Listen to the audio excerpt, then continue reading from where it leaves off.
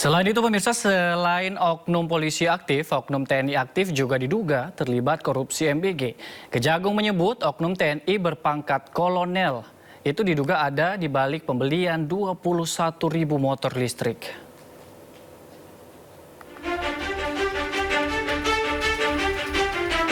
Setelah Kejagung menetapkan polisi aktif berpangkat Brigadir Jenderal Lalu Muhammad Iwan sebagai tersangka korupsi MBG, Korps Adiaksa menyebut ada dugaan keterlibatan oknum anggota TNI aktif dalam pusaran korupsi MBG.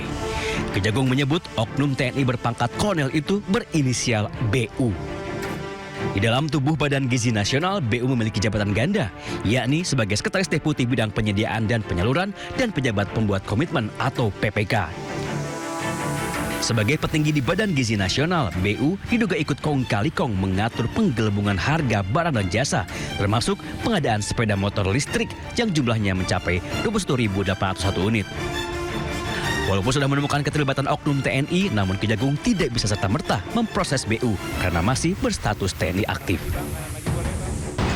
Penanganan terhadap oknum tersebut, yaitu saudara BU, itu dilaksanakan secara koneksitas bersama dengan penyidik pada Jaksa Agung Muda Militer. Jadi perkara itu termasuk sepeda motor ya, pengadaan sepeda motor itu karena ada keterlibatan oknum TNI aktif.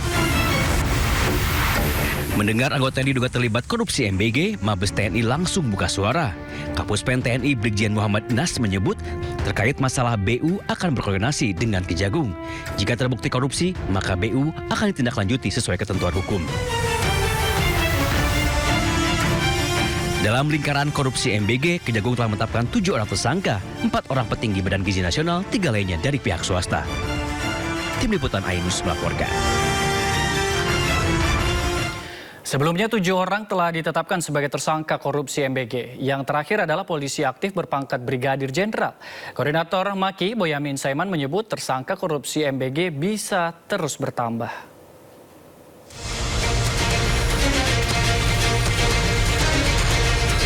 Bak kotak Pandora yang terbuka, tersangka korupsi MBG bertambah lagi.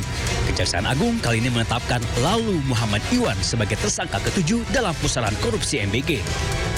Kejagung menyebut Sekretaris Deputi Bidang Promosi dan Kerjasama Badan Gizi Nasional ini terlibat korupsi penjualan ompreng atau food tray. Modusnya, perwira polisi aktif berpangkat Brigadir Jenderal itu mencari calon mitra untuk mendirikan dapur MBG. Syaratnya, mereka wajib membeli ompreng kepada perusahaan PT SGI. Belakangan terungkap PT SGI ternyata perusahaan yang sengaja ia dirikan. Jadi perannya adalah pada tahun 2025, saudara LM ini meminta saksi YCS dan RD mendirikan suatu perusahaan ya, dengan tujuan sarana untuk melakukan penjualan alat berupa food tray kepada calon mitra SPBG dengan harga yang sudah ditentukan oleh tersangka LMI ya. Walaupun sudah menetapkan 7 orang tersangka, Ketua Masyarakat Anti Korupsi Boyamin Saiman menyebut jumlah tersangka korupsi MBG kemungkinan akan bertambah. Boyamin juga mendesak Kejagung tidak hanya menetapkan tersangka, tetapi juga harus bisa mengembalikan kerugian uang negara.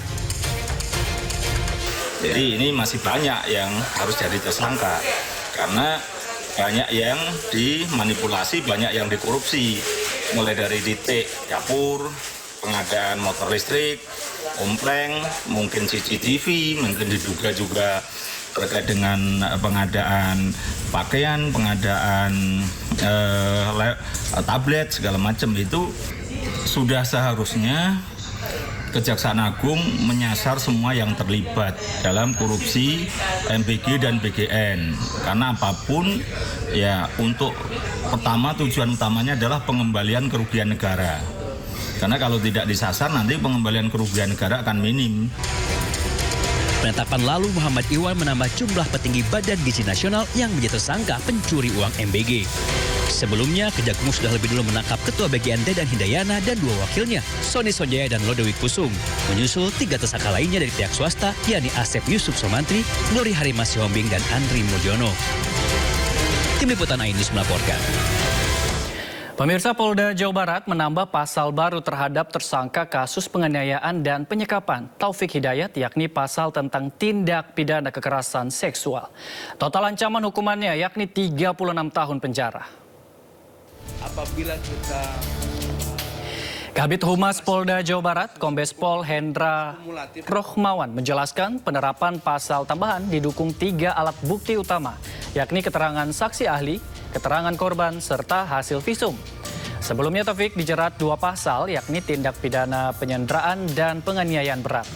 Dengan jerat 3 pasal masing-masing ancaman hukuman 12 tahun penjara, kini Taufik terancam hukuman total 36 tahun penjara. Selain dijerat pasal berlapis, status Taufik sebagai residivis juga akan menjadi faktor pemberat dalam proses penjatuhan hukuman.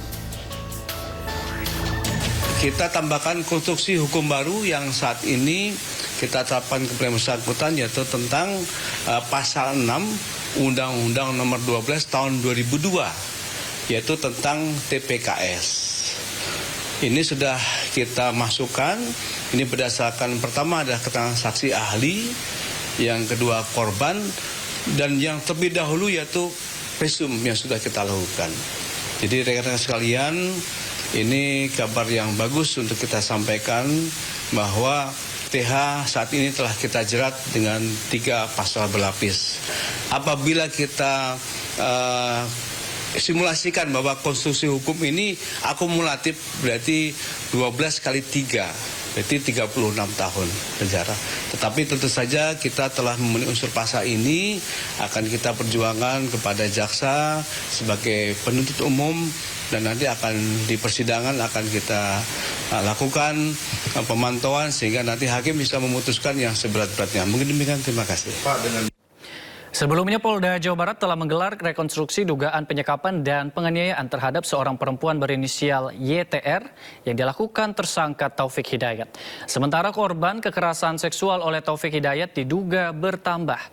Polisi selidiki laporan korban tahun 2024.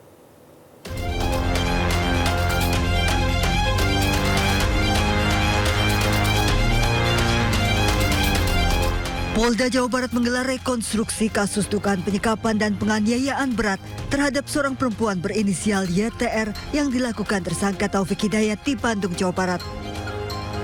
21 adegan diperagakan dalam rekonstruksi di Mapolda Jawa Barat yang menggambarkan kejadian di 6 TKP. Taufik memperagakan penyiksaan menggunakan bangku, helm hingga benda tajam, sementara dugaan kekerasan seksual masih didalami polisi. Total 25 saksi sudah diperiksa termasuk korban dan saksi ahli. Kemudian setelah rekonstruksi juga kami masih diskusi juga dengan teman-teman penyidik. Saya harap barangkali dalam tidak waktu yang lama penyidikan ini bisa kemudian dilanjutkan dengan pengiriman berkas tahap 1 kepada kami kejaksaan sebagai jaksa peneliti untuk barangkali sama-sama lagi nanti kami jaksa peneliti dengan penyidik untuk berkoordinasi dan mendiskusikannya. Tak hanya YTR, korban kekerasan seksual oleh Taufik Hidayat diduga bertambah di Bandung, Jawa Barat. Korban merupakan mahasiswi berinisial SA yang terjadi pada tahun 2024. Kekerasan seksual ini juga sudah dilaporkan ke polisi. Polisi mengundang korban ke Polresta Soreang untuk meminta keterangan lebih lanjut. Setahu saya memang waktu itu melaporkan di Polda Jawa 2024 ya, sebelum direktoratnya terbentuk, dan saat ini masih dalam proses penyidikan. Nanti kami cek sejauh mana penanganannya. Saya yakin pasti ada, tapi nanti kami cek ya sampai sejauh mana. Karena yang nanganin sekarang bukan Polda, sudah dilimpahkan ke Polres. Nanti kita cek. Polda Jawa Barat mengungkap kekejaman Taufik Hidayat tersangka penyekapan dan penyiksaan terhadap YTR dilakukan secara berulang lebih dari 2 tahun, yakni sejak Mei 2024 hingga Juni 2026. Taufik Hidayat dijerat pasal berlapis mengenai penganiayaan berat, penyanderaan, dan perampasan kemerdekaan dengan ancaman hukuman maksimal belasan tahun penjara. Tim Liputan iNews melaporkan.